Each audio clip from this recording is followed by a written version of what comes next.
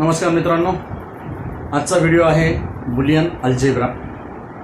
त्यालाच आपण binary algebra किंवा लॉजिकल अल्जेब्रा म्हणतो. जॉर्ज बुलियन हा एक आयरिश मॅथमॅटिशियन होता, ज्यांनी काही सिम्बॉल्स आणि लॉजिकल स्टेटमेंट्सच्या आधारे एक मॅथमॅटिशियन सिस्टीम डेव्हलप केली.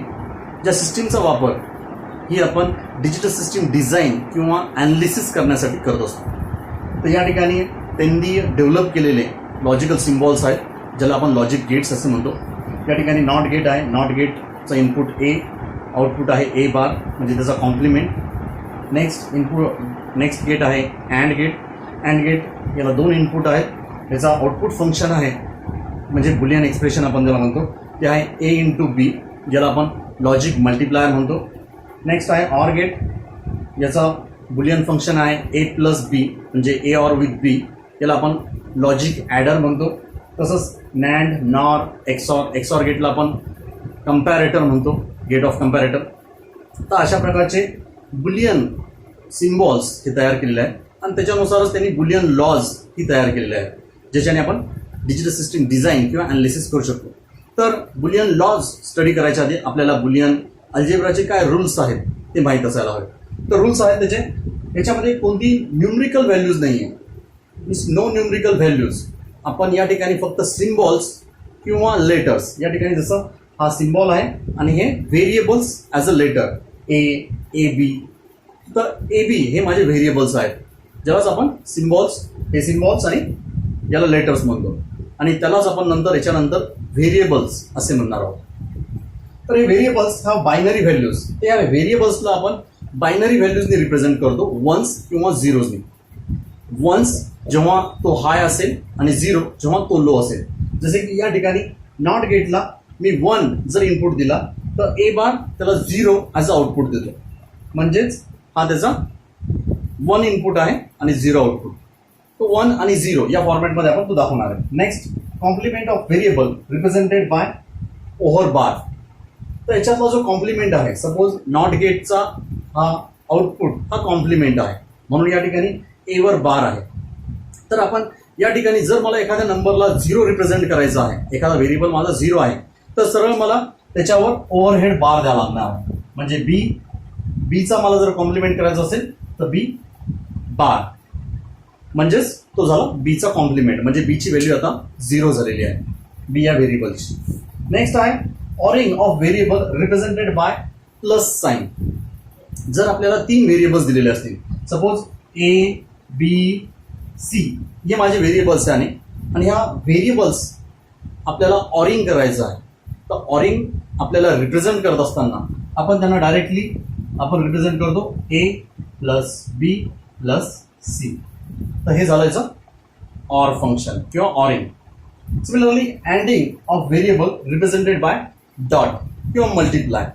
तर जर सपोज माझे व्हेरिएबल्स असतील ए, बी आणि सी, यांना मला जर अँड फंक्शन दाखवायचं किंवा अँडिंग दाखवायचं, तर मी सरळ सरळ त्यांना ए इंटू बी इंटू सी या पद्धतीने रिप्रेझेंट करेल.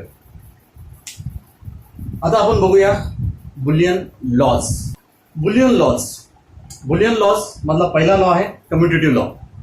कम्युटेटिव्ह लॉ सेज, जर आपण एखाद्या व्हेरिएबलची पोझिशन जरी चेंज केली, म्हणजे ए इंटू बी हा बी इंटू ए सारखाच असेल, म्हणजे याचा आउटपुट आणि यांचा आउटपुट हे सेमच असेल, याच्यामध्ये काहीच फरक होणार नाही. तसंच आपण ए प्लस बी म्हणजेच बी प्लस ए असेही लिहू शकतो. हा आहे commutative law. Next, associative law.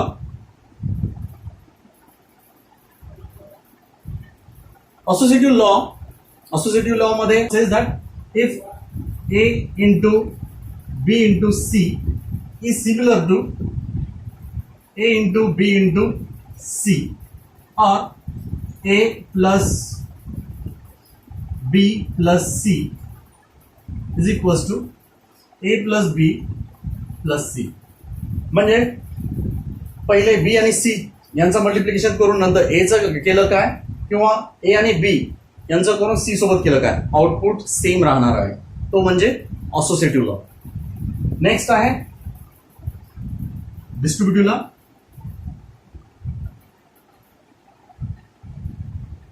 distributive law says that a into b plus c जर मी a ला b plus c शी मल्टिप्लाय केलं तर याचं फंक्शन याचं आउटपुट हे ab प्लस ac हे. नेक्स्ट आहेत अँड लॉज. अँड लॉज मध्ये पहिला आहे a into 0 is equals to 0. या ठिकाणी जर a सपोज माझा a हा 1 आहे तर 1 into 0 is equals to 0. Suppose माझा a इज इक्वल्स टू 0 आहे तर 0 इंटू 0 इज इक्वल्स टू 0. याचा अर्थ माझी a ची व्हॅल्यू जी आहे त्याच्यानुसार माझा आउटपुट येणार आहे. ओके. पण त्यापेक्षा महत्वाचं जे 0 आहे तर या 0 मुळे माझं आउटपुट हे नेहमी 0 येणार आहे. म्हणून मी या ठिकाणी a into 0 is equals to 0 लिहू शकतो. बी आहे a into 1 is equals to a. आता याला बघूया. जेव्हा a इंटू 1 आहे जर सपोज माझा a 1 आहे आता 1 into 1 is equals to 1. Similarly माझा a 0 आहे तर 0 इंटू 1 इज इक्वल्स टू 0. याचा अर्थ माझा आउटपुट जे आहे ते आउटपुट आता यावेळेस a या व्हॅल्यूवर डिपेंड आहे. a ची काय व्हॅल्यू आहे. a ची व्हॅल्यू जर 1 आहे तर आउटपुट 1 आहे. a ची व्हॅल्यू जर 0 आहे तर आउटपुट 0 आहे. म्हणून या ठिकाणी a इंटू 1 a लिहिलेला आहे. C a into a. जर या ठिकाणी माझी a ची व्हॅल्यू जर 0 असेल तर 0 इंटू 0 0. जर a ची व्हॅल्यू 1 असेल तर 1 इंटू 1 1. तर याचा अर्थ माझं आउटपुट हे टोटली डिपेंड अपॉन a आहे. जी a ची व्हॅल्यू तेच माझं आउटपुट असेल. आणि डी a इंटू a बार. आता a बार म्हणजे कॉम्प्लिमेंट. म्हणजे a जर 1 असेल तर a बार हा 0 असेल म्हणजे 1 इंटू 0 म्हणजे आउटपुट 0 आहे. नेक्स्ट जर a 0 असेल तर a बार 1 आहे. 0 इंटू 1 अगेन 0. तर याचा अर्थ याची व्हॅल्यू नेहमी 0 येणार. हा झाला माझा अँड लॉज. नेक्स्ट आहे ऑर लॉज. ऑर लॉज पण same a plus 0 a plus 0. आता या ठिकाणी जर मी a ची व्हॅल्यू 1 असेल तर 1 प्लस 0 1 येईल. a ची व्हॅल्यू 0 असेल 0 प्लस 0 0 येईल. याचा अर्थ माझा आउटपुट हे टोटली डिपेंड आहे a वर. a ची काय व्हॅल्यू आहे म्हणून output is equals to a. B a plus 1 a plus 1. आता या ठिकाणी जर a ची व्हॅल्यू 0 आहे 0 प्लस 1 1 1 प्लस 1 म्हणजे 1. या ठिकाणी हे ऑर फंक्शन आहे. हे ऑर म्हणजे बायनरी समेशन नाही आहे त्याच्यामुळे 1 प्लस 1 या ठिकाणी ऑरचं जे आउटपुट आहे तेच येणार आहे म्हणजे 1. तर या ठिकाणी माझं आउटपुट नेहमीच 1च येणार आहे.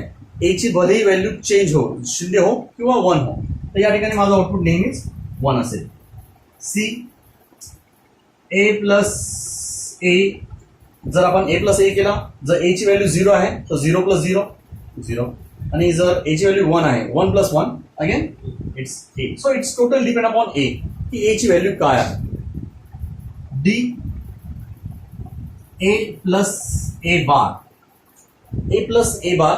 जर या ठिकाणी माझा a 1 आहे a बार 0 आहे 1 प्लस 0 1. जर माझा a 0 आहे 0 आहे आणि तर a बार म्हणजे a कॉम्प्लिमेंट हा 1 असेल तर 0 प्लस 1 अगेन 1. तर याचा अर्थ माझं नेहमी याचं आउटपुट हे 1च येणार. नेक्स्ट आहे inverse law.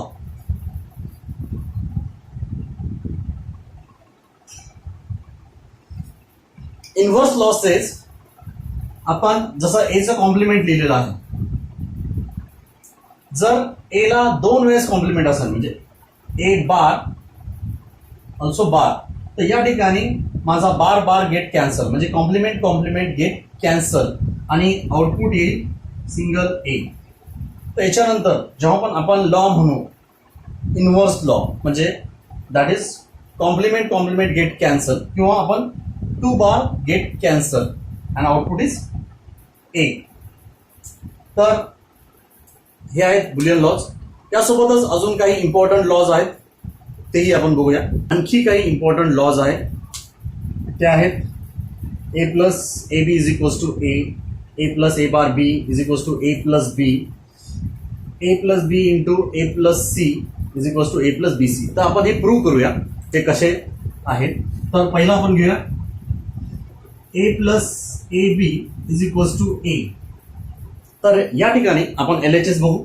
LHS left hand side A plus A B.